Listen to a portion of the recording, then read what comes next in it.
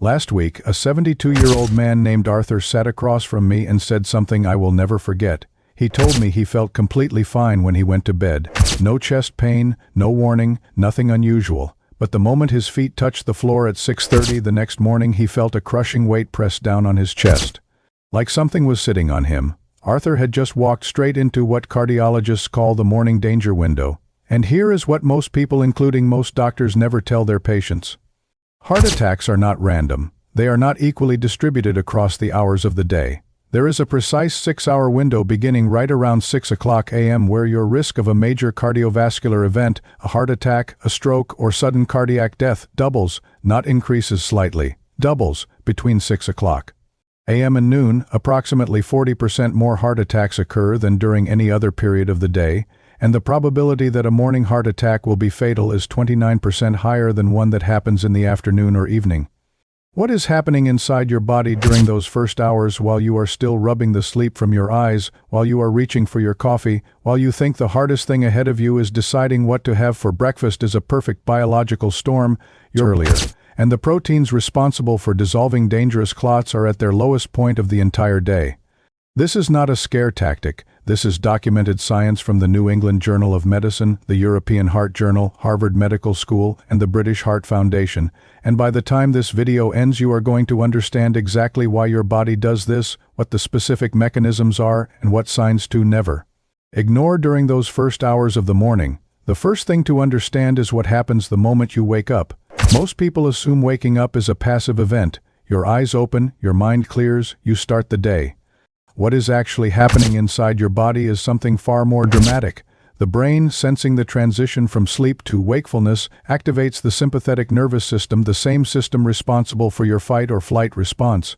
It sends an immediate signal to the adrenal glands, and within the first 30 to 45 minutes of waking, your cortisol level, the body's primary stress hormone, spikes by as much as 38 to 75%. This is called the cortisol awakening response. Think of it as a sudden, loud alarm going off inside every cell of your cardiovascular system simultaneously. For a young, healthy person with clean, flexible arteries, this hormonal surge is manageable. It gives them energy. It helps them start the day. But for someone over 60, particularly someone with any degree of arterial narrowing, stiffness, or plaque buildup, this sharp cortisol spike does something very specific. It causes the blood vessels to constrict, it raises blood pressure, it forces the heart to work against greater resistance at the very moment it is transitioning out of its nighttime rest state. Research led by Imperial College London and funded by the British Heart Foundation confirmed something even more concerning. Cortisol does not just raise blood pressure. It binds directly to receptors on the surface of heart cells. It moves into the nucleus and influences the genes that control the electrical channels regulating the heartbeat. As those channels are disrupted, the heart's electrical system becomes significantly more vulnerable to chaos, more vulnerable to the kind of irregular, dangerous rhythm disturbances that can stop a heart. As one lead researcher from Imperial College London stated, our hearts are effectively different organs at different times of the day. They are more vulnerable first thing in the morning because of ancient circadian rhythms that have evolved over millions of years. Your heart at 6:30 a.m. is biologically, chemically, and electrically a different heart than it was at midnight. Now here is the part that most people find genuinely shocking. Your blood physically changes its consistency in the morning. Most people assume their blood flows the same way all day. It does not. In the early morning hours, your red blood cell concentration increases. A clotting protein called fibrinogen rises significantly. The overall viscosity of your blood, how thick, how sluggish it flows through your vessels, peaks to its highest point of the 24-hour cycle. Researchers describe it plainly: in the morning, your blood behaves more like molasses than water. When thickened blood encounters already narrowed or inflamed arteries that may have years of plaque buildup, the conditions for a catastrophic clot become dramatically more favorable. And simultaneously, at almost exactly this same window, your platelets become what cardiologists describe as stickier. Platelets are the components of your blood that stop bleeding when you cut yourself. Under normal circumstances, they are essential. But in the morning, driven by the surge of adrenaline and norepinephrine flooding your system, these platelets become hyperactive. They aggregate, they clump together far more aggressively than at any other time of day. Research confirms that platelet aggregation peaks between 6 o'clock and 9 o'clock a.m. Thicker blood, stickier platelets, constricted vessels, surging blood pressure, and a heart that is electrically more vulnerable than it was 8 hours ago. Each of these factors alone would be concerning. Together, converging in the same 90-minute window every single morning, they create what one cardiologist described as the perfect storm for a cardiac event in someone who has any underlying cardiovascular vulnerability at all. There is one more piece to this that makes the morning window particularly cruel, and it involves a protein most people have never heard of. It is called PI1, plasminogen activator inhibitor 1. In simple terms, PI1 is the protein that stops your body from dissolving blood clots. Your body naturally produces clot-dissolving enzymes. When a clot begins to form, these enzymes are supposed to break it down before it grows large enough to block blood flow. PI1 suppresses this process. It inhibits your body's ability to clear a dangerous clot. And here is the timing that matters. PI1 peaks at approximately 6:30 in the morning. Your blood is at its thickest. Your platelets are at their stickiest. Your clot-dissolving ability is at its lowest, and your blood vessels are constricted under maximum hormonal pressure. Your body is simultaneously most likely to form a dangerous clot and least able to dissolve it at the exact same time every single day. Now, let us add one more layer that most people find deeply counterintuitive. Data shows that heart attacks do not just peak in the morning hours generally, they peak specifically on Monday mornings. Research presented at the British Cardiovascular Society found that the probability of a certain type of severe heart attack called a STEMI is measurably higher at the start of the working week. The pattern disappears on weekends. Even among retired individuals who no longer go to work, the Monday morning peak persists because it is not purely about the work itself. It is about the anticipation, the psychological transition, the subconscious shift in the nervous system that occurs when the body senses the behavioral cycle of a new week beginning. The sympathetic nervous system responds to psychological expectation, not just physical events. The body begins preparing for Monday before Monday arrives. There is another phenomenon that is particularly relevant for anyone over 60 and that cardiologists refer to as the non-dipping pattern. Under normal, healthy conditions, blood pressure dips during sleep.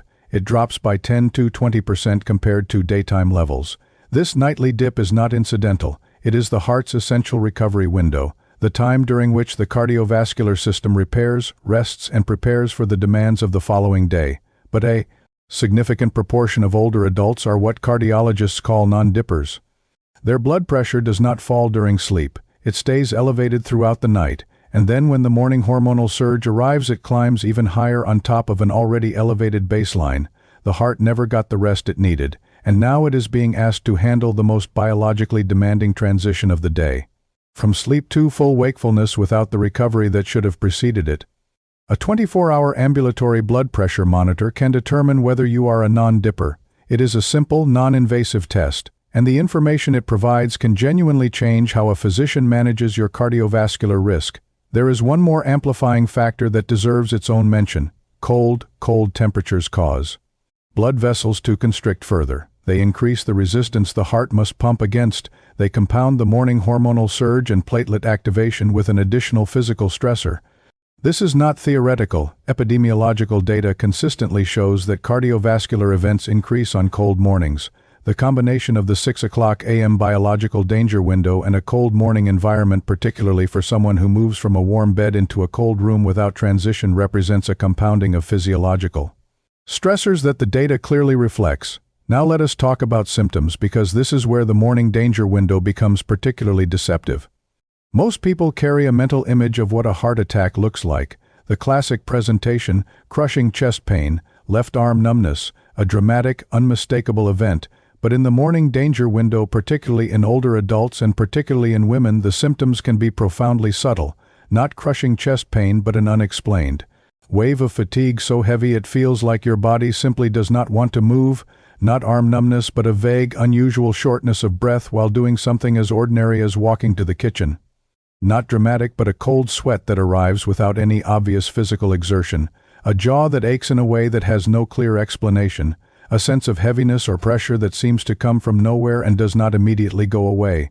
These are the symptoms that get dismissed as grogginess, as aging, as not sleeping well, as the body just taking longer to wake up in the morning. They are the symptoms that Arthur dismissed before the weight on his chest became impossible to ignore.